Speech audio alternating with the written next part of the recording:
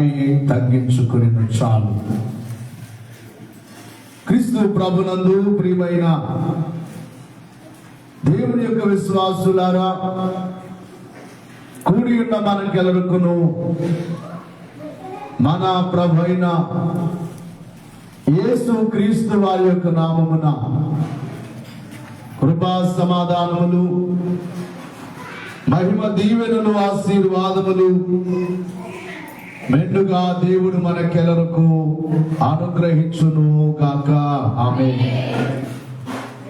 జాగ్రత్తగా దేవుని వాక్యాన్ని మనస్సు పెట్టి వినాలి అని దేవుని సేవకునిగా మీకు మనవి చేయుచున్నాను. చదవబడిన వాక్య భాగములో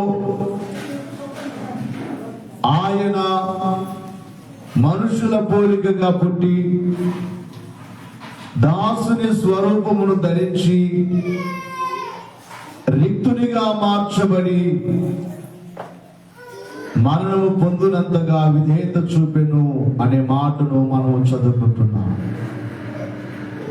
ఈ వచనములో ఆయన ఎంతో వైభవముతో ఉన్నవాడు, పరలోకములో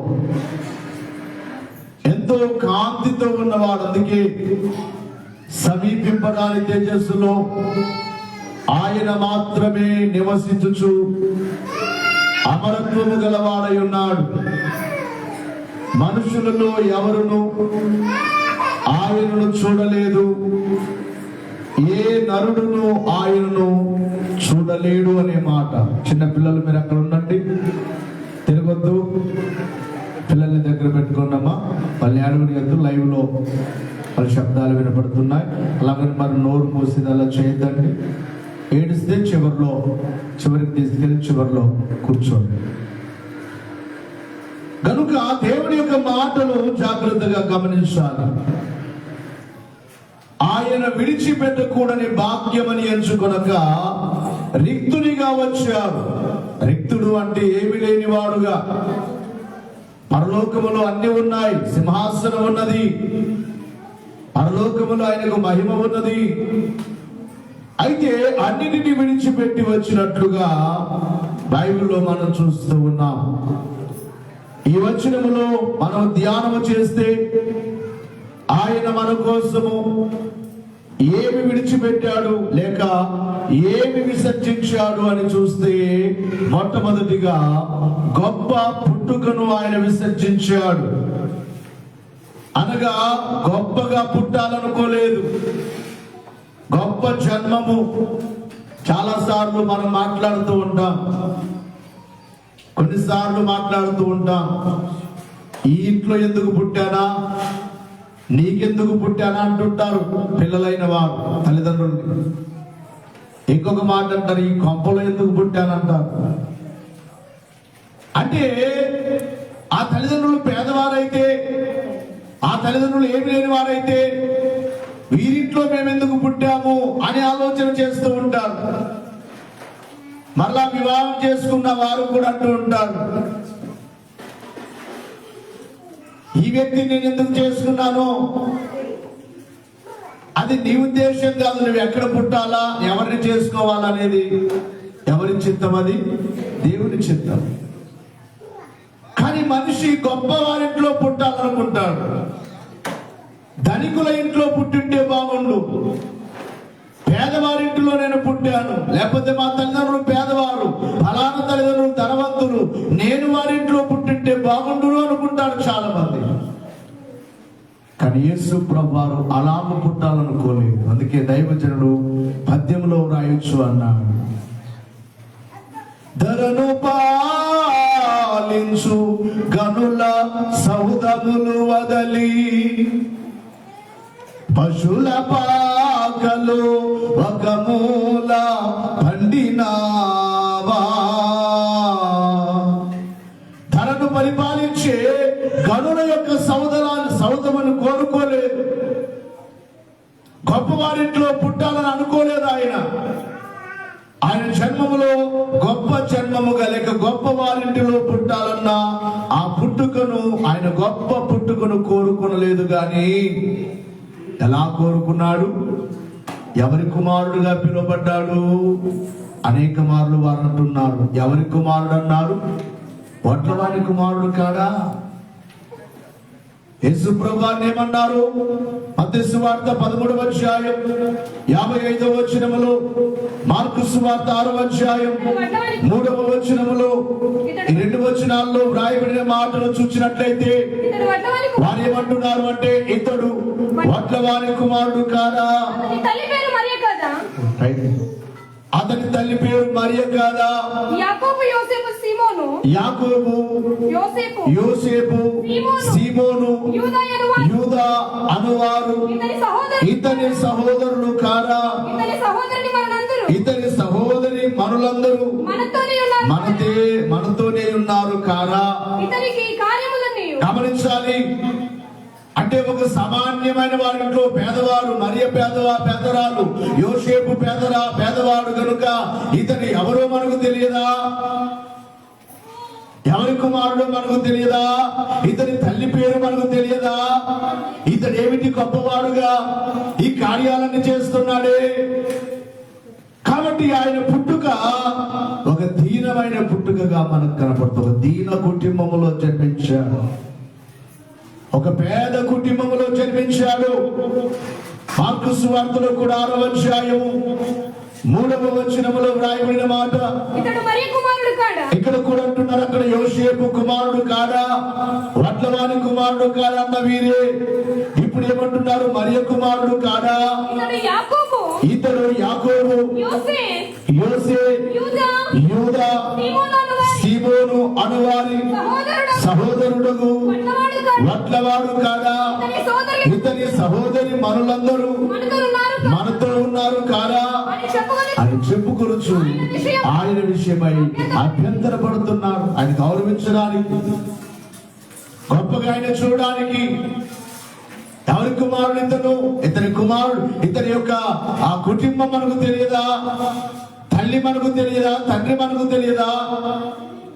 ఒక పేదవారిని గౌరవించాలంటే, గొప్పవారు వారి పుట్టుక మనకు తెలియదా? వారి కుటుంబం మనకు తెలియదా అని మాట్లాడుతూ ఉన్నట్లుగా యేసు ప్రభువారు ఒక దీన పుట్టుకను కోరుకున్నాడు, గొప్ప పుట్టుకను కోరుకోలేదు. కూర్చుందాం. ఇక రెండవదిగా చూసినట్లయితే ఆయన ఐశ్వర్యమును విడిచిపెట్టాడు, విసర్జించాడు. లేక ఐశ్వర్యమును కోరుకోలేదు, ధనమును కోరుకోలేదు, బలమును కోరుకోలేదు, ధనమును కోరుకోలేదు. ఆయన పండుకోవాలనుకుంటే ఆయన భూలోకానికి వస్తే బంగారు ఊయలలో పడుకోగలడు. కానీ బంగారు ఊయల కోరుకున్నాడా? గట్టిగా చెప్ప. ఇందాక పాడుకున్నాం కదా, ధరను పాలించు గనుల సౌదములు వదలి పశుల పాకల ఒక మూల పండినావా? దైవజనుడు అలాగున ధ్యానముతో వ్రాసిన పాటలు, పద్యాలు. పశుల పాకలు ఒక మూల పండినావా? పండి ఆడుచుంటివా పశుల తొట్టే? పండి ఆడుచుంటివా పశుల తోటే?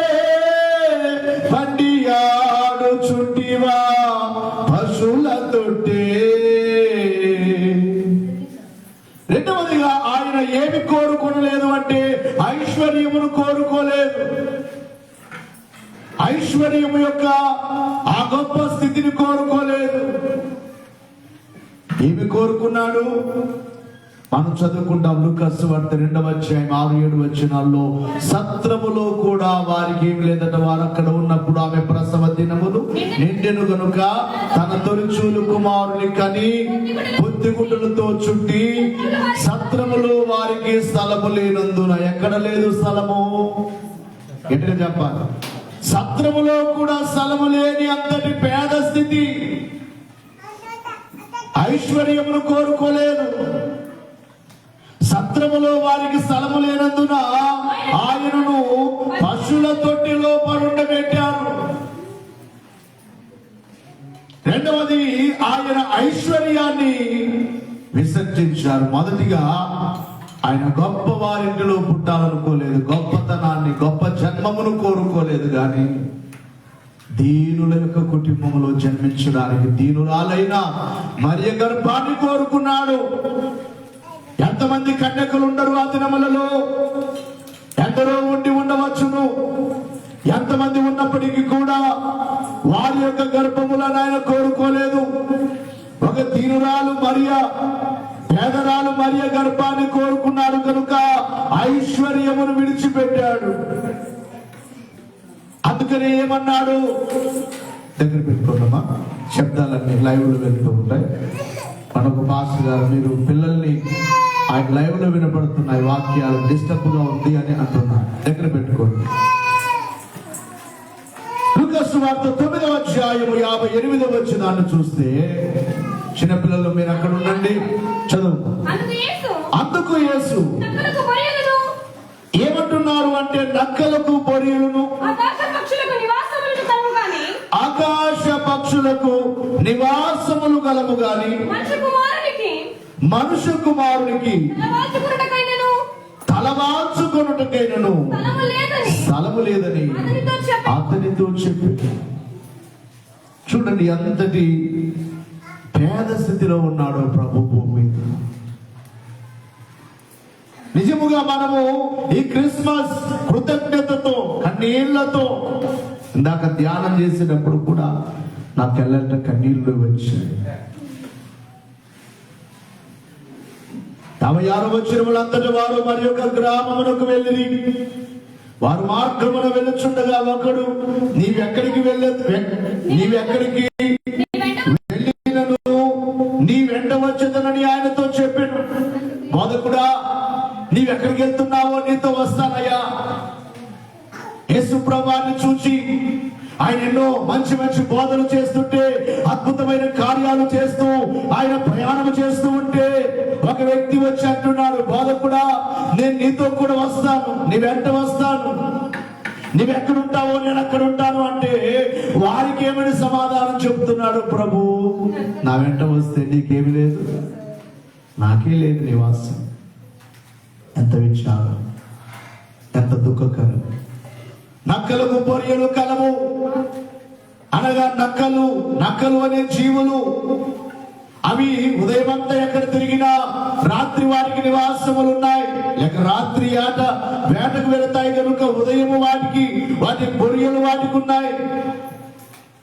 ఆకాశ పక్షులు ఉదయం అంతా తిరిగి తన బిడ్డలకు ఆహారం తెచ్చుకొని, రాత్రి కాగానే వాటికి ఏమున్నాయి, ఎక్కడో చోట గూడు.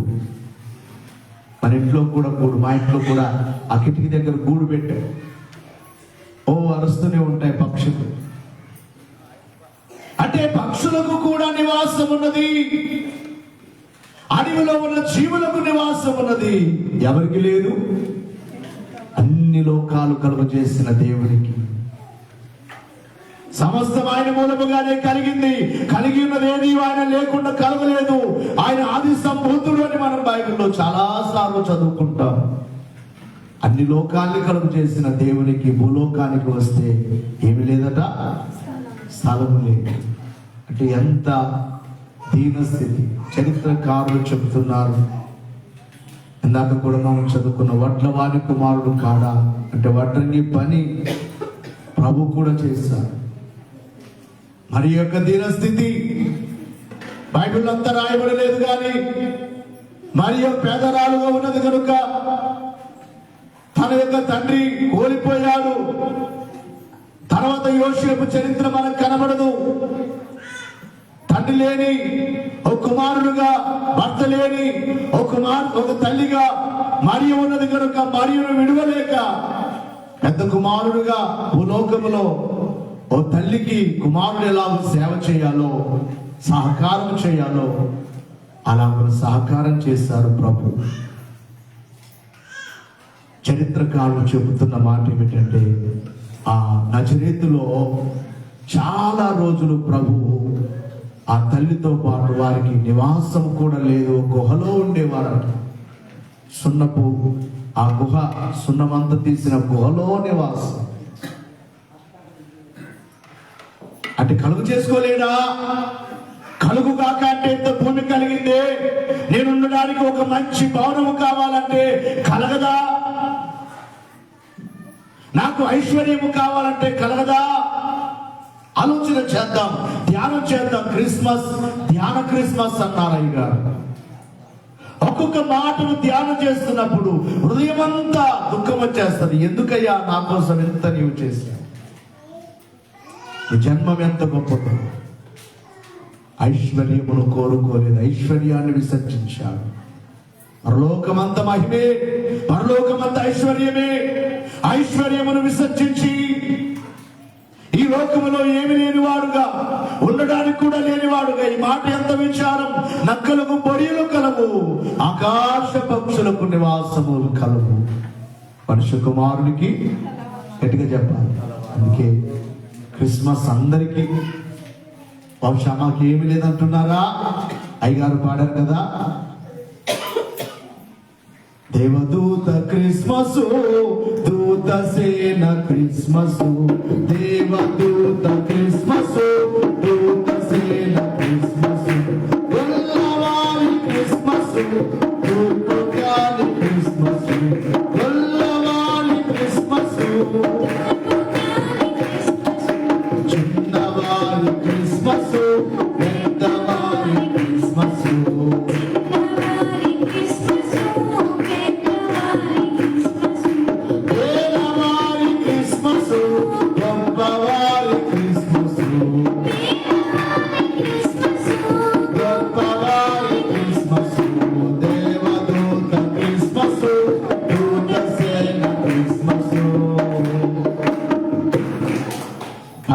క్రిస్మస్, పట్టణమందు క్రిస్మస్, దేశమంతా క్రిస్మస్, లోకమంతా క్రిస్మస్ అని పాడుకుంటామే. ఇక్కడ పాడుకుంటున్నాం కదా, చిన్నవారి క్రిస్మస్, పెద్దవారి క్రిస్మస్, ఇంకెవరి క్రిస్మస్? పేదవారి క్రిస్మస్. పేదవారు కూడా సంతోషముగా పండుగ చేయాలి. నాకేమీ లేదు అని బాధపడకుండా నా కొరకు నువ్వు పేదవాడిగా వచ్చావు కదయ్యా. అన్ని ఐశ్వర్యాలు కలిగిన వాడివైనప్పటికీ కూడా నా నిమిత్తమై ఏమి లేని వాడిగా వచ్చావు అని కృతజ్ఞతతో ప్రతి పేదవారు కూడా పండుగను ఘనముగా దేవుని స్తుతించాలి, జ్ఞాపకం చేసుకొని. కాబట్టి రెండవదిగా ఐశ్వర్యమును విసర్జించాలి. ఇక మూడవదిగా ఘనతను విడిచిపెట్టాడు, ఘనతను విసర్జించాడు. మనుష్య కుమారుడు ఆయన లోకానికి వచ్చి ఒక గ్రామమును కోరుకున్నాడు ఆయన పెరగడానికి. యోహాను సువార్తలో 1వ అధ్యాయం 46వ వచనములో వ్రాయబడిన మాటను మనం చూసినప్పుడు, అందుకు నతానియేలు నజరేతులో నుండి మంచిదేదైనా రాగలదా అని అతనిని అడుగగా, వచ్చి చూడుమని ఫిలిప్పు అతనితో చెప్పాడు. యేసు ప్రభువుని గూర్చి ఫిలిప్పు నతానియేలుకు సాక్ష్యము చెప్పగా, నతానియేలు ఏమంటున్నాడు అంటే, నజరేతులో నుండి ఏదైనా మంచిది రాగలదా? ఎందుకు ఈ మాట అంటున్నాడు అంటే, నజరేతు అనే పట్టణము, ఆ గ్రామము యూదులకు ఇష్టము లేని గ్రామం అట. చరిత్రలో నేను రాత్రి ఆ మాట చదివాను. ఎందుకు ఇష్టం లేనిది నజరేతు? ఆ దినములలో రోమా చక్రవర్తులు పరిపాలించుచున్న దినములలో రోమా యొక్క సైన్యములందరూ కూడా, రోమా యొక్క సైనికులందరూ నజరేతులో ఉండేవారట. ఈ నజరేతులో ఉన్న సైనికులు యూదులైన వారిని చాలా బాధ పెట్టేవారు. నివాసం అక్కడ నజరేతులో నివాసం ఉండేవారు సైనికులు, రోమా సైనికులు యూదులైన వారిని చాలా బాధ పెట్టేవారు. అందుకనే యూదులకు నజరేతు అంటే ఇష్టం ఉండేది కాదు. నజరేతులో నుండి మంచిది ఏదైనా రాగలదా అని నతానియేలు ఎందుకు అంటున్నాడంటే, నజరేతులో నుండి వచ్చేదంతా వారికి బాధలే. నజరేతులో నుండి సైనికులు వచ్చి వారిని కొట్టడము, చంపడమే తప్ప అందులో నుండి వారిని బాధ పెట్టేదే తప్ప అందులో మంచిది వారు ఎప్పుడు చూడలేదు కనుక నతానీయేలు ఏమంటున్నాడంటే నజరేతులో నుండి ఏదైనా మంచిది రాగలదు. అలాగున ఘనహీనమైన నజరేతును కోరుకున్నాడు, ఘనత లేని నజరేతు. మరియా ఆ నజరేతులో నుండి మరియ యోసేపులు యూదయ బెత్లెహేమునకు వచ్చారు. ఎందుకు వచ్చారు? ప్రజాసంఖ్యలో వారి పేరు వ్రాయించుకోవడానికి వచ్చారు. ఇక్కడికి వచ్చిన తర్వాత ఆమె యొక్క ప్రసవ దినములు నిండాయి. ఇప్పుడు మరలా ఎక్కడికి వెళ్ళమని దేవతతో చెబుతున్నారు. ఆమె డెలివరీ ఆ ప్రసవించిన తర్వాత కుమారుడు పుట్టిన తర్వాత కొంతకాలం వారు అక్కడే ఉన్నారు. తర్వాత ఏ రోజు యేసు ప్రభుని ఏం చేయాలనుకున్నాడు? మనందరికీ తెలిసిన మాటలే కదా. ఏమనుకున్నాడు? ఇప్పుడు మరలా దేవతతో ఎక్కడికి వెళ్ళమంటున్నారు? యోసేపుతో ఏమంటున్నారు? ఆ శిశువును మరియను తీసుకొని నీవు ఎక్కడికి వెళ్ళు? గలిలయలోని నజరేతు అను గ్రామానికి వెళ్ళమంటున్నారు. చదవండి ఒకసారి ఆ మాట. 2వ అధ్యాయం 23వ వచనం. మత్తయి సువార్త 2:23. అయితే అమ్మా అర్కేలాయు తన తండ్రి అయిన హేరోదుకు ప్రతిగా యూద దేశమును ఏలుచున్నాడని విని అక్కడికి వెళ్ళవెరచి స్వప్నమందు దేవుని చేత బోధింపబడిన వాడై గలిలయ ప్రాంతమునకు వెళ్ళి నజరేతు అను ఊరికి వచ్చి అక్కడ కాపురం ఉండేది. ఎక్కడున్నారు? ఇప్పుడు యేసు ప్రభు ఏమని పిలువబడుతున్నాడు? గట్టిగా చెప్పాలి. ఆయన పేరేంటి? చాలా సార్లు మనం బైబిల్లో చూస్తాం. ఎవరైనా నజరేయుడని పిలువబడ్డాడు. లూకా సువార్త 4:16. లూకా సువార్త 4:16. తర్వాత ఆయన ఎక్కడ పెరిగాడట? చాలా మంది యేసు ప్రభు ఎక్కడ పెరిగాడో ఆయన చరిత్ర లేదు అంటున్నారు. ఇక్కడ మనం చూస్తాం. తర్వాత ఆయన పెరిగిన నజరేతునకు వచ్చెను తన వాడుక చొప్పున విశ్రాంతి దినమందు సమాజ మందిరములోనికి వెళ్ళి చదువుటకై నిలుచుండగా చాలు. తాను పెరిగిన నజరేతునకు వెళ్ళి తన వాడుక చొప్పున, తనకు ఒక అలవాటు ఉంది యేసు ప్రభుకి. ఏ అలవాటు అమ్మా? మనకు అలవాటు ఆదివారం కూడా కొంతమంది మందిరం మానేస్తారు, సంస్కార వారం కూడా మానేస్తారు. యేసు ప్రభుకి వాడుగా, యేసు ప్రభుకున్న అలవాటు ఏమిటంటే ప్రతి విశ్రాంతి దినమున దేవాలయమునకు వెళ్ళే వాడుగా. చాలా మంది దేవాలయమును విడిచిపెట్టి ఆదివారమున ఏవేవో పనులు. నీవెన్ని అలా చేసినా నీ జీవితం వృద్ధి కాదు. దేవునికి ఇవ్వవలసిన సమయం తప్పకుండా దేవునికి ఇవ్వాలి. 29వ వచనములో అదే అధ్యాయములో ఆగ్రహముతో నిండుకొని లేచి ఆయన పట్టణములో నుండి వెళ్ళగొట్టి ఆయనను తలక్రిందులుగా పడద్రోయవలెనని తమ పట్టణము కట్టబడిన కొండపేటు వరకు ఆయన తీసుకొని పోయి. గమనించాలి, ఇక్కడ ఆయనను పైనుంచి కిందికి త్రోయాలని కూడా అనుకున్నారు. ఎక్కడంటే నజరేతులోనే. ఈ నజరేతులోనే దేవాలయములో దేవుని వాక్యము బోధించిన తర్వాత శాస్త్రులు పరిచయులైన వారు వారికి కోపం వచ్చి ఆయనను ఎత్తైన స్థలం మీదకి తీసుకుని తలకిందులుగా కిందికి త్రోయాలనుకున్నారు. బైబిల్లో మనం చూస్తున్నాం. ఆయన ఏమని పిలువబడ్డాడు? నజరేయుడని పిలువబడ్డాడు. ఏమని పిలువబడ్డాడు? గట్టిగా చెప్పాలి. ఎందుకు అంటే ఘనహీనమైన ఘనత లేని నజరేతును కోరుకున్నాడు. అందుకే నజరేతులో నుండి ఏదైనా మంచిది రాగలదా అని ఎంతో భక్తిపరుడైన నతానియేలు, ధ్యానపరుడైన నతానియేలు అతను అంటున్నాడు, నజరేతులో నుండి ఏదైనా రాగలదా? ఆయన నజరేయుడని పిలువబడ్డాడు అంటే ఘనతను కోరుకోలేదు కానీ ఘనహీనతనే కోరుకున్నాడు. ఘనతను విసర్జించాడు. గొప్ప పట్టణమును కోరుకోలేదు, గొప్ప నాలుగవదిగా చూసినట్లయితే కీర్తిని విసర్జించాడు. ఆయన పొగడలేదు ఆ దినాల్లో. చిన్నపిల్లలు మీరు అక్కడ ఉన్న తిరగొద్దు, ఒక చోట ఉండండి, అక్కడికి వెళ్ళండి. పిల్లలు అక్కడ డోర్ వేసేకైనా దేవునికి మహిమ కలుగును గాక. హుషారుగా చేతులు ఎత్తాలి. దేవునికి స్తుతి కలుగును గాక. ఏమని తిట్టారు ఆయనను? మత్తయి సువార్త 11వ అధ్యాయము 19వ వచనములో ఏమన్నారు ప్రభుని? 11వ అధ్యాయం 19వ వచనం, మత్తయి సువార్త 11:19. మనుష్య కుమారుడు తినుచును త్రాగుచును వచ్చెను గనుక ఇదిగో ఏమంటున్నారు ప్రభుని? వీడు తిండిపోతును, మద్యపానీయు, సుంకరులకు పాపులకు స్నేహితుడు. అబ్బో, ఎంత మాటలు! తిండిపోతా తిడుతున్నారు. ఇంకా మాట అంటున్నాడు, త్రాగుపోతుంటున్నారు. ఇంకా ఏమంటున్నాడు? పాపుల మధ్యలో. వచ్చిందే పాపుల కోసం, ఆయన తిరిగేదే పాపుల మధ్యలో.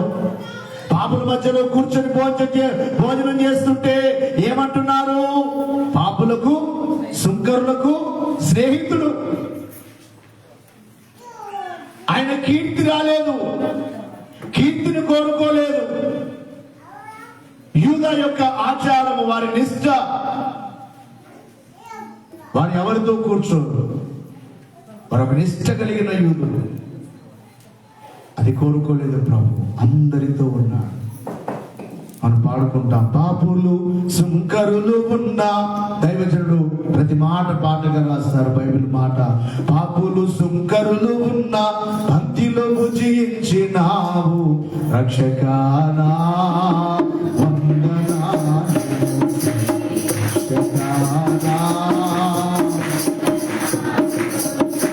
పాపుల మధ్యలో ఉన్నాడు, పాపులకు స్నేహితుడని పిలువబడ్డాడు.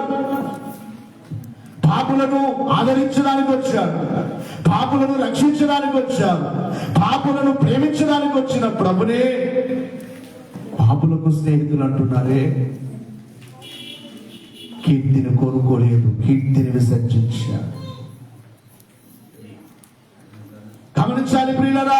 ఇక 5వదిగా చూచినట్లయితే ఇంకొక వచనం కూడా మీరు చదవగలిగితే మత్తయి సువార్త 9:11 కూడా చదవండి. అక్కడ కూడా అదే మాట అంటున్నారు. మత్తయి 9:11. పరిసయ్యులు అది చూచి మీ బోధకుడు ఇక్కడ అంటున్నారు సుంకరులతోను శిష్యులతో.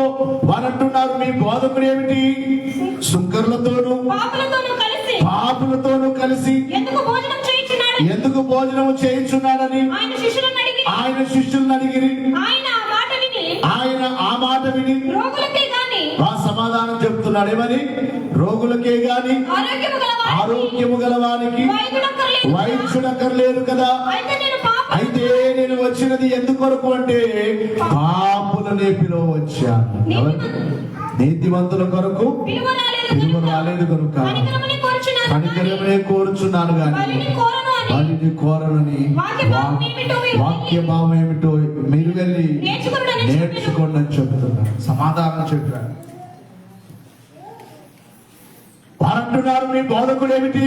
పాపుల మధ్యలో కూర్చొని భోజనం చేస్తాడు. మనుషులు కూడా అంటుంటారు కొన్నిసార్లు. అందుకే నేను ఎప్పుడు అంటుంటాను,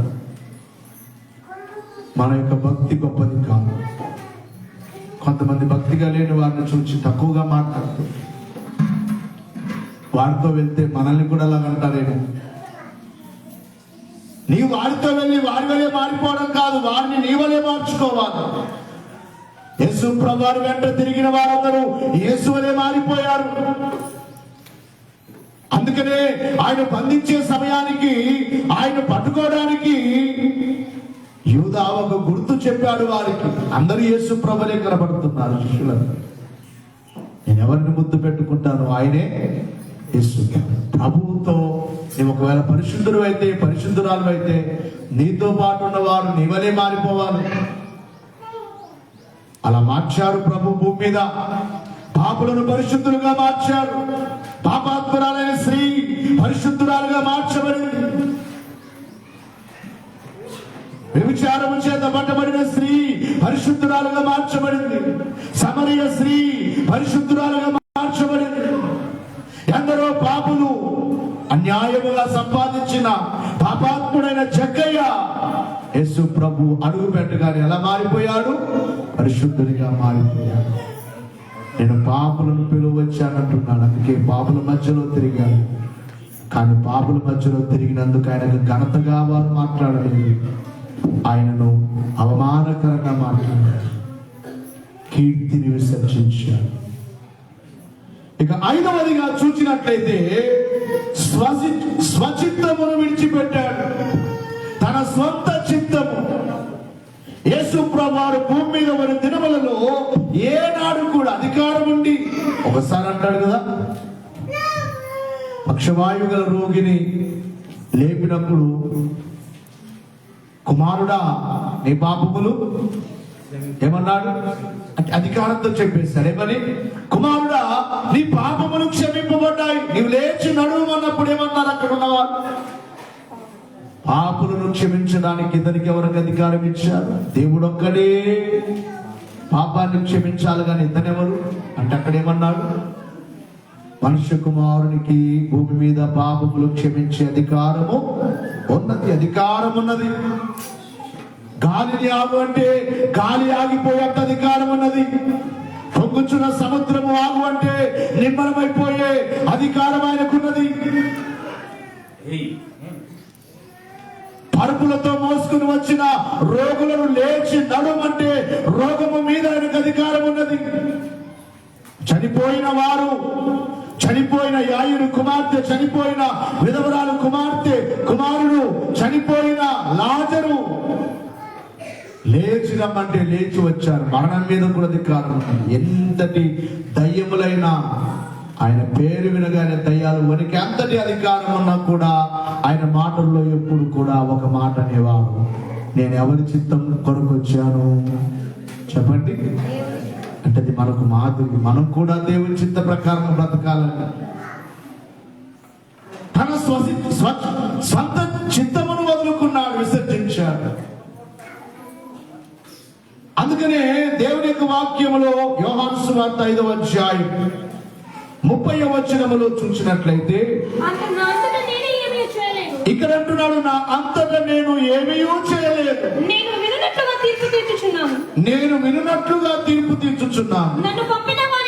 ఇక్కడ ఏమంటున్నాడు? నన్ను పంపిన వాని చిత్త ప్రకారమే చేయగోరుదును గాని నా ఇష్ట ప్రకారం చేయగోరను కనుక నా తీర్పు న్యాయమైనది. అనగా నేను ఏది చేసినా తండ్రి చిత్త ప్రకారమే చేస్తాను. తండ్రి మాటకు నేను కాదను, నన్ను తండ్రి పంపించాడు కాబట్టి తండ్రి చిత్తమునకే లోపడతాను. అంటే తన స్వంత చిత్తమును, స్వచిత్తమును ఆయన వదులుకున్నాడు, విసర్జించాడు. ఇది నాకు వద్దు, నేను తండ్రినే కనపరచాను. ఈ రోజున పిల్లలైన వారు కొంచెం పెద్ద వయసు వచ్చిన తర్వాత వారి తల్లిదండ్రులు ఏమంటారు? నేను మాత కేళి, నిన్ను మాత కేలేదేను నాను ಯಾರು ನೀನು? ಏನಪ್ಪ ನಿನ್ ತಂದೆನಪ್ಪ ನಾನು ಅಂದ್ರೆ ಕೂಡ ಸುಮ್ಮನೆ ಇರ್ತೀಯಾ? ಹಂಗೆ ಮಾತಾಡ್ತೀಯಾ? ఉన్నారా లేదా? మాట్లాడలేదు. నీ మాట వినాలా? యేసు ప్రభు మనకు మాదిరి. కొంతమంది స్త్రీలు బాగా భర్తల్ని కూడా, భర్త కిరీటం అని బైబిల్ చెప్తుంది. భర్త ఎవరు? ఎలాంటి వాడైనా నీ భర్త నీకెవరు? శిరస్సు. ಏನು ನಿನ್ನ ಮಾತು ಕೇಳಿದೇನು? ವಾರ್ನಿಂಗ್ ಇస్తారు. ನೋಡು, ಮತ್ತೆ ನೀನು ಹಂಗೆ ಮಾಡಿದ್ರೆ ನೋಡು ఏమవుతుందో.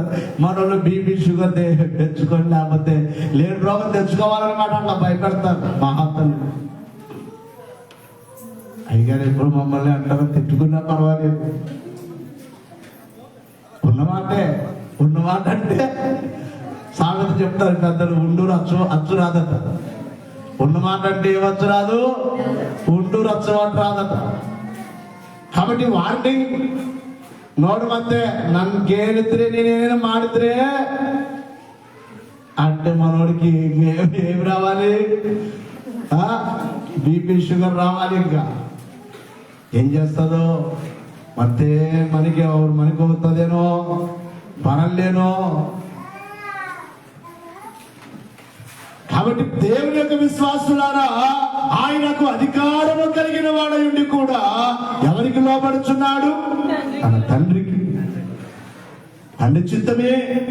నా అంతట నేనేమీ చేయట్లేదు, నేను ఏది చేసినా తండ్రి ప్రకారమే చేస్తానని భూమి మీద ఉన్న దినాలలో ఆయన తండ్రిని ఎంతగానో గణపరిచినట్లుగా మరొక వచనంలో కూడా యోహాను సువార్త 6:38 నెరవేర్చుకున్నట్టుకు నేను రాలేదు. ఆయన అంటున్నాడు ఇక్కడ కూడా, నా ఇష్టము నెరవేర్చుకోవడానికి నేను భూమి మీదకి రాలేదు. నన్ను పంపిన వాని చిత్తము నెరవేర్చుటకి ఎందుకు వచ్చాను అంటే, నన్ను పంపించాడు నా తండ్రి, నన్ను పంపిన వారి యొక్క చిత్తము నెరవేర్చుటకే పరలోకం నుండి దిగి వచ్చాను. ఆయన నాకు అనుగ్రహించిన దాని అంతటిని ఏమీ పోగొట్టుకునక అంత్య దినమున నన్ను పంపిన వాని చిత్తమై ఉన్నది. ఇక్కడ కూడా అంటున్నాడు, నా తండ్రి చిత్తాన్ని నెరవేర్చడానికి వచ్చాను, నా అంతటా నేనేమి చేయను. చాలా చోట్ల 4 సువార్తల్లో ఇదే మాట అంటాడు. ఏమంటాడు చెప్పండి అయ్యామా? నేను బైబిల్ చదువుతుంటా కదా. 4 సువార్తల్లో ఏముంది? నా తండ్రి చిత్తం, నా తండ్రి చిత్తం. అక్కడ 12 ఏళ్ల వయసులోనే, కుమారుడా నీ గురించి ఎంత బాధపడ్డామో తెలుసా అని యోసేపు మరియలు అన్నప్పుడు ఏమన్నాడు? మీరేలా నన్ను వెతుకుచున్నారు, నేను ఎవరి పని మీద వచ్చాను? నా తండ్రి యొక్క పనుల మీద ఉన్నానని మీకు తెలియదా? 26వ అధ్యాయం మత్తయి సువార్త 39వ వచనములో, శిలువ మరణానికి ముందు కూడా ఆయన ముందు ఒక పాత్ర ఉన్నది. లోకములో ఉన్న మానవులందరి పాపం అనే పాత్ర ఉంటే, ఆ పాత్రను గురించి ఆ గిన్నెలో త్రాగడానికి అక్కడ ప్రార్థన కూడా ఎవరు చేస్తున్నాడు అంటే, కొంత దూరము వెళ్ళి సాగిలపడి, నా తండ్రి సాధ్యమైతే ఈ గిన్నెను నా యొద్ద నుండి తొలగిపోనిమ్ము, ఆయనను నా ఇష్ట ప్రకారము కాదు నీ చిత్త ప్రకారం కానిమ్మని ప్రార్థన చేసిన ఏ పని చేసినా ఎవరి చిత్తం? గట్టిగా చెప్పాలి. కొంతమంది దేవుని వాక్యం తెలిసి కూడా తల్లిదండ్రుల్ని తక్కువగా మాట్లాడేవారు ఉన్నారు. నేను విన్నాను, చాలా మంది అన్యోజనులు వారు దేవుని నమ్మని వారు ಅವರೊಂದು ಮಾತ ಯಾವಾಗ ಒಂದು ಮಾತು ಮಾತಾಡ್ತಾರೆ, ಏನು ನಮ್ಮಪ್ಪ ಏನು ಹೇಳಿದ್ರೆ ಅಷ್ಟೇ, ನಮ್ಮಪ್ಪ ಮಾತಿಗೆ ನಾವು ಏನು ಮಾತಾಡಲ್ಲ. ఎవరంటారు ఈ మాట? అన్యులంటున్నారు. ఇంకో మాట, భర్తను కూడా వాక్యము ఎరుగకయే గౌరవిస్తున్నారని ఉంది బైబిల్. వాక్యము ఎరుగకయే. ఒక మాటలో చెప్పాలంటే, భర్త నీకు ఒక తండ్రి లాంటి వాడు. ఏంటయ్యా ఈ మాట? నీ తండ్రి నిన్ను ఎలా పోషించాడో, నీవు నీ కుటుంబాన్ని విడిచిపెట్టిన తర్వాత నిన్ను పోషించేవారెవరు? గట్టిగా చెప్పాలి. కడవరకు నిన్ను చూసుకోవలసింది ఎవరు? భర్త. నీ తండ్రి నిన్ను పోషించాడు, పెంచాడు కనుక తండ్రికి ఎప్పుడు లోబడి ఉండాలి. అది యేసు ప్రభు మనకు మాదిరి చూపించారు. ఆయన భూమి మీద ఉన్న దినాలన్నింటిలో కూడా ఎవరిని ముందు పెట్టాడు? చెప్పండమ్మా, ఎవరి చిత్తమో? తండ్రి చిత్తము. తనకు రాబోయే మరణాన్ని, శిలువ మరణాన్ని కూడా నీ చిత్తమైతే తప్పించు, ఆయనను నా ఇష్టము కాదు అన్నాడు. అక్కడ నా ఇష్టము కాదు. మన తండ్రి గారు దైవజనుడు ఒక కీర్తనం రాస్తారు. ఏమని అంటే, నా ఇష్టమిదిగో ఇది నీ ఇష్టముగా చేయ, నా ఇష్టమిక కాదాది, నా ఇష్టయో నాటి నా హృదయామిదిగోని కీదే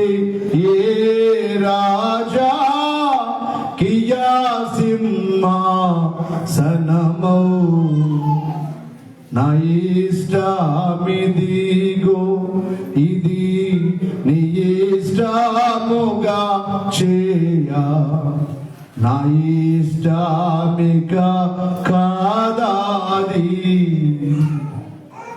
నా ఇచ్చయో నాటి నా హృదయమిదిగోని కేయిదియే రాజా కియా సింహాసనమౌ నా ఇష్టము కాదయ్యా. దైవజనులు అంటున్నారు, దేవా నా భూమి మీద జీవితం అంతా నీ చిత్తమే, నా హృదయం ఎప్పుడు నా ఇష్టమే చేయాలంటున్నా, నా మనసు ఎప్పుడు నా ఇష్టమే. ఈ మాట చాలాసార్లు ప్రతి మనిషి వాడుతూ ఉంటారు. ఏమంటుంటారు? నన్ను ఇష్ట నేనేను నన్ను కేలేదు, నన్ను ఇష్ట నా ఇష్ట నా ఇచ్చ ఉన్నట్టు నా హృదయం అంటున్నాడు ఆయన. ఏ హృదయం అమ్మా? వినాలి వినాలి. నా ఇచ్చ ఉన్నట్టు నా హృదయం. నా హృదయం ఎప్పుడు నా ఇష్టమే అంటుంది. నా హృదయం ఎప్పుడు నాదే నేర్చుకోవాలంటుంది, నాదే నెరవేర్చుకోవాలంటుంది, నా ఇష్టమే అంటుంది.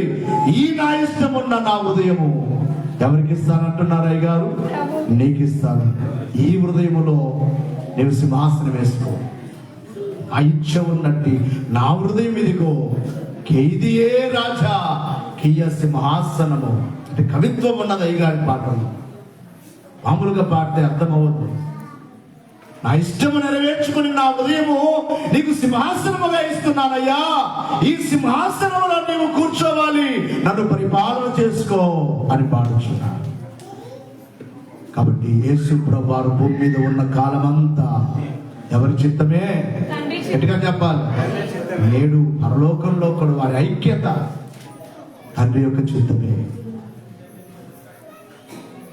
ఇక ఆరవదిగా చూసినట్లయితే మేలును పదవిని నిరాకరించారు, విసర్జించారు. రాజుగా రాజుగా ఉండమని యూదుల రాజుగా వచ్చానన్నాడు. కానీ ఆయన రాజ్యము భూ సంబంధమైనది కాదు. పిలాతు గారు అడిగినప్పుడు నీవు యూదుల రాజువా అంటే ఏమన్నాడు? నా రాజ్యం ఇహ సంబంధమైనది కాదు, నేను రాజుని, నా రాజ్యం ఉంది. చాలాసార్లు రాజ్యమును గురించి మాట్లాడుతూ అంటారు. ఎవరు నీ రాజ్యము? యేసు ప్రభువుని అడిగారు శిష్యులైన, ఎవరయ్యా నీ రాజ్యం? నా రాజ్యం నా రాజ్యం అంటున్నావు అంటే అప్పుడు అన్నారు, ఆ 12 మందిని చూచి అన్నారు, మీరే నా రాజ్యము. ఎవరు? గట్టిగా చెప్పాలి. ఇక్కడ కూర్చున్న మనందరం ఎవరి రాజ్యము? ఎవరి రాజ్యము? ఎవరి రాజ్య వారసులము? ఈ ప్రపంచంలో ఉన్న క్రైస్తవ బిడ్డలందరూ ఎవరి రాజ్యము? భూమి మీద ఉన్నది యేసు రాజ్యం. అది శాంతితో కూడిన రాజ్యము, అది సమాధానముతో కూడిన రాజ్యము, అది భేదములను కోరుకునే రాజ్యము కాదు, అది యుద్ధములను కోరుకునే రాజ్యము కాదు, శాంతి సమాధానముతో కూడిన రాజ్యం. అయితే భూమి మీదకి వచ్చిన ప్రభు పదవిని కోరుకోలేదు, పదవిని కోరుకోలేదు, రాజ్యాన్ని కోరుకోలేదు. ఏమి కోరుకున్నాడు? లూకా సువార్త 22:27లో 22:27లో గొప్పవాడు ఎవడు? భోజన పంక్తిని కూర్చుండువాడా? భోజన పంక్తిని కూర్చుండువాడా? పరిచర్య చేయువాడా? పరిచర్య చేయువాడా? పంక్తిని కూర్చుండువాడే కదా. పంక్తిలో ఎవరైతే కూర్చుంటారో వారే గొప్పవారు కదా. అయినను నేను మీ మధ్య పరిచర్య చేయువాని వలె ఉన్నాను. ఎలా ఉన్నాడట? పరిచర్య చేయువాని వలె ఉన్నాను. నా శోధనలలో నేను పరిచారకుడనే. నా శోధనలో మీరందరూ నాతో ఉన్నారు. నిలిచి ఉన్నవారే మీరే. మీకు పరిచర్య చేయడానికి వచ్చారు. గొప్పవారు వస్తే వారికి భోజనం వడ్డిస్తాను. అవునా? సరిగా వడ్డించలేదనుకో ఏమంటారు? అంత గొప్పవారు వారింటికి వెళ్తే ఏం మాట్లాడుకుంటుంటారు కొంతమంది. మన ట్రైన్లో వెళ్తున్నాను, పోయిన నెలలో మీటింగ్కి వెళ్తూ ఉంటే ఎదురుగా కూర్చున్నారు. ఆంధ్ర నుంచి వచ్చారు, కర్ణాటక ఏదో ఫంక్షన్కి వచ్చారట. ఆంధ్ర భాషలో మాట్లాడుతూనే ఉన్నారు చాలాసేపు. ఎందుకు పిలవాలి? అసలు దైవత్తున్నారు మాట్లాడట్లేదు. వాళ్ళు మాట్లాడు భార్య భర్త అని పేరు పెట్టి చూసావా మీ బావ, లేకపోతే మీ ఎక్క చూసావా, ఎంత ఉంటే ఏంటి, నేను లేని వాడమనా, నేను తక్కువ వాడమనా, అలా ముందర ఎంతున్నా మాట్లాడట్లేదే ఏంటి, ఎందుకు పిలవాలి, ఎందుకు పిలిచి అమ్మవారు పరచాలి? నాకు ఆశ్చర్యపడుతుంది అనమాట వాళ్ళ మాట చూస్తుంది. ఎందుకంటున్నానంటే గొప్పవారిని గొప్పగా చూడాలని కోరుకుంటారు, గొప్పవారిని గౌరవించాలని కోరుకుంటారు. అని యేసు ప్రభువారే గొప్పవాడే కానీ గొప్పవాడుగా కనబడలేదు భూమి మీద. ఏమంటున్నాడు? నేను పరిచారకుడు, ఎందుకు వచ్చాను? పరిచర్య చేయటం. కనుక అంటున్నాడు కదా, మనుష్య కుమారుడు పరిచారము చేయించుకోవడానికి రాలేదు, పరిచర్య చేయుటకును అనేకులకు ప్రతిగా విమోచన క్రేతనముగా తన ప్రాణమును అర్పించడానికి కూడా వచ్చాడు. మనుష్య కుమారుడు పరిచర్య చేయించుకోవడానికి రాలేదు, పరిచారకుడుగా. పదవిని కోరుకోలేదు, గొప్పతనాన్ని కోరుకోలేదు. యేసు ప్రభువారి యొక్క జన్మము ఎంత ఉన్నదో ధ్యానం చేస్తే, పదవిని నిరాకరించిన ప్రభు. అందుకే శిష్యుల పాదాలు పట్టుకొని కడిగారు. అప్పుడు అంటున్నాడు, మీలో ఎవరు గొప్పవారు అనుకోవద్దు, గొప్పవాడు అనబడేవాడు తగ్గించుకోవాలి, పరిచర్య చేయాలి. కనుక ప్రియులారా, మీ అందరికీ చెప్పే మాట, మేలును పదవిని ఆయన విసర్జించాడు. ఇక చివరిగా చూసినట్లయితే లేచి నిలబడదాం. లాస్ట్ మాట చెప్పి నేను ముగిస్తాను. స్వరూపమునే విసర్జించాడు, తన రూపాన్ని కూడా విసర్జించాడు.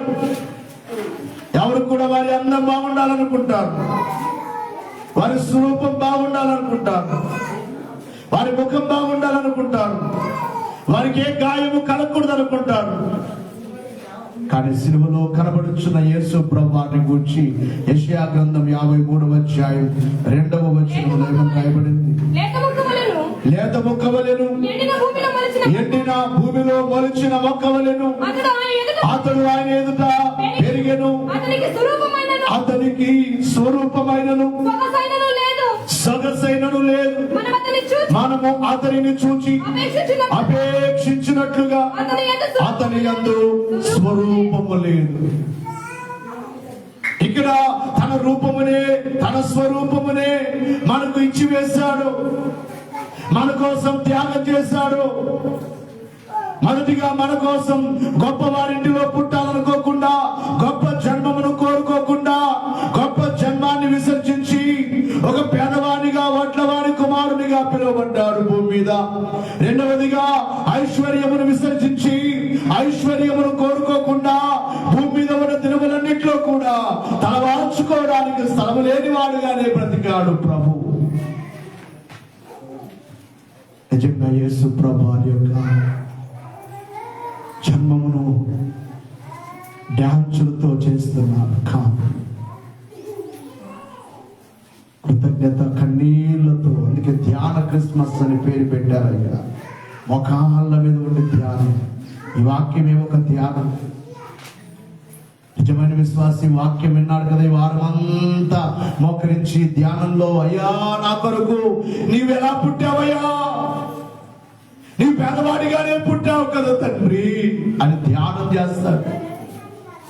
నా కొరకు నీవు ఐశ్వర్యమును కోరుకోలేదు, ఉండడానికి ఇల్లు కూడా లేని వాడుగానే, సత్రములో కూడా స్థలము లేకుండా జన్మించావు కదయ్యా అని కృతజ్ఞతతో ధ్యానం చేస్తాడు. ఘనతను కోరుకోలేదు, ఘనహీనమైన నజరేతు ఊరివాడని పిలువబడ్డాడు. ఊరు పేరు గొప్పది కాదు, ఊరు పేరంటేనే యూదులకు ఇష్టము లేనిదిగా ఉన్న ఆ ఊరిలో పెరిగాడు. ఆ ఊరి పేరుగా పిలువబడ్డాడు, నజరేయుడైన యేసు అని పిలువబడ్డాడు. ఘనహీనమైన పేరును కోరుకున్నాడు, కీర్తిని విసర్జించాడు. తిండిపోతూనే అనిపించుకున్నాడు, తాగుపోతూనే తిట్టారు, పాపుల సుక్కర్ల స్నేహితుడు అని పిలిచారు. నా కొరకు ఎంత చేశావయ్యా. తన సొంత చిత్తమును, ఆయనకు అధికారం ఉన్నప్పటికీ కూడా, అన్నిటి మీద అధికారం ఉన్నప్పటికీ కూడా తన స్వచిత్తాన్ని విడిచిపెట్టి దేవుని చిత్తమే, తండ్రి చిత్తమే, తండ్రి చిత్తమే అని తన సొంత చిత్తాన్ని కూడా విడిచిపెట్టాడు. మేలును కోరుకోలేదు, పదవిని కోరుకోలేదు. నేను సేవకుడును అన్నాడు. నేను దాసుని స్వరూపం అని ముందుగా చదువుకున్నాం కదా.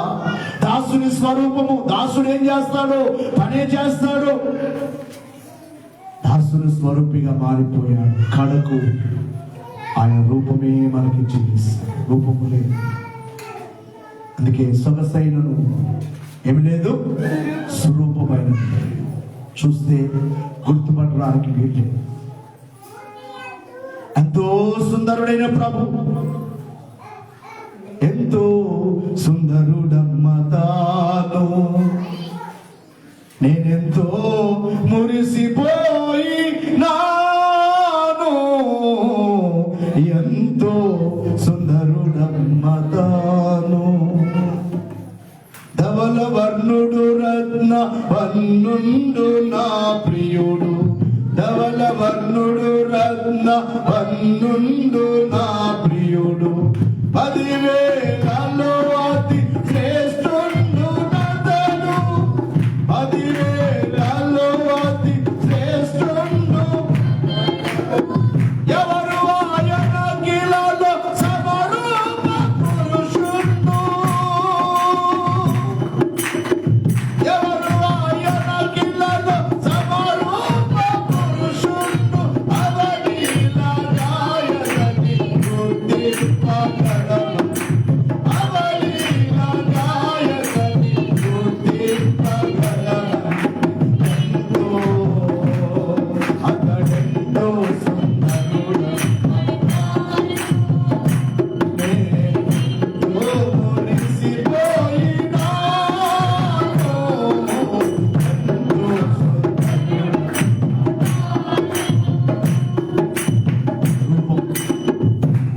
తన రూపమునే విసర్జించుకున్నాడు. తన ముఖమంతా చూడ వికారమైపోయింది. ఆయన తల రక్తముతోనే ఉన్నది, ఆయన ముఖము రక్తముతోనే ఉన్నది, ఆయన కళ్ళు, ఆయన నేత్రములు రక్తముతోనే ఉన్నాయి, ఆయన చేతులు రక్తముతోనే. రూపమేమి కనబడట్లేదు, రక్తపు ముద్దగా కనబడుతుంది. రక్తపు ముద్దగా మార్చబడ్డా. ఎవరి కొరకే త్యాగం, జన్మం మొదలుకొని మరణం వరకు అంత నీ కొరకే. ఎలా చేస్తావో నీవు క్రిస్మస్, ఎంత కృతజ్ఞతతో చేస్తావో క్రిస్మస్, ఎంత ఆనంద కృతజ్ఞతతో చేస్తావో క్రిస్మస్. కొట్టబడ్డాడు, ఈడ్చబడ్డాడు, గుర్తుపట్టడానికి వీల్లేని వారిగా మారిపోయాడు. తన స్వరూపమును కూడా ఇచ్చివేస్తాడు. ఇంతకంటే త్యాగమూర్తి ప్రపంచములో ఇంకెవరు లేరు. యేసువలే త్యాగము చేసిన వారు ఎవరు లేరు. ఆ త్యాగము కూడా కేవలం ఈ భూమి మీద ఉన్న మానవుని కొరకే. ఓ మానవుడా, ఓ మనిషి, నీవు నమ్మినా నమ్మకపోయినా క్రీస్తు నీ కొరకే జన్మించాడు. క్రీస్తు నీ కొరకే ఈ లోకములో బోధించాడు. క్రీస్తు నీ కొరకే సిలువలో యాగమైపోయారు. నేడు రేపు మరల రాబోతున్నాడు. మొదటి రాకడ కృతజ్ఞతతో చేసుకున్న వారి రెండవ రాకడలో ఎంతపడతారు. అట్టి కృతజ్ఞతతో పండుగలు చేసుకొని ప్రభు రాకకు సిద్ధపడతాము. డ్యాన్సులు వద్దు, నామకార్థత వద్దు. గృహాల దగ్గర ఎంతో చక్కగా ప్రార్థనలు ఏర్పాటు చేసుకుంటున్నారు. మంచి కృతజ్ఞతతో. నేను భోజనం కూడా వద్దన్నాను. ఈసారి అందరూ వెరైటీగా ఒక్కొక్క ఐటమ్స్ కాకుండా చాలా సంతోషం. దేవుని కోసం ఎక్కడో ఖర్చు చేస్తాం. ఎల్లుల్లో నావు ఏం మాట్లాడు, ఎల్లి గోవిందులు కూడా ఏనాగల మా సార్ వాళ్ళకి మా మీద పడ్డావేమయ్యా. క్రిస్మస్ కి ನನಗೆ ఒళ్ళేది నేను కొనಬೇಕು, కొడు రక్క తీసుకోండి అమ్మా, మీరు కూడా ఇవ్వండి అయ్యా. డబ్బులు ఇవ్వండి తల్లులు, మంచిగా ఉండండి. దేవుడికి మహిమ కలుగును గాక. ఎక్కడో ఖర్చు చేస్తున్నాం, షాపుల్లో ఖర్చు చేస్తున్నాం, దేనికో ఖర్చు చేస్తున్నాం. కృతజ్ఞతగా ఇంటి దగ్గర ఒక సువార్త వెళ్ళి, ఇంటి దగ్గర నుంచి ఒక శుభవార్త, ఆ రక్షకుని వార్త వెళ్ళి ఆ వచ్చిన బిడ్డలకు 10 మందికి భోజనం పెట్టడం మంచిదా కాదా? ఓ మంచి కార్యం. ఈ వారంలో ఎవరెవరు ఏర్పాటు చేసుకుంటారో మీరు ఆరాధన అయిన తర్వాత చెప్పండి. దైవాశిష్యులు కలుగును గాక. మోకరిద్దాం, చిన్ని ప్రార్థన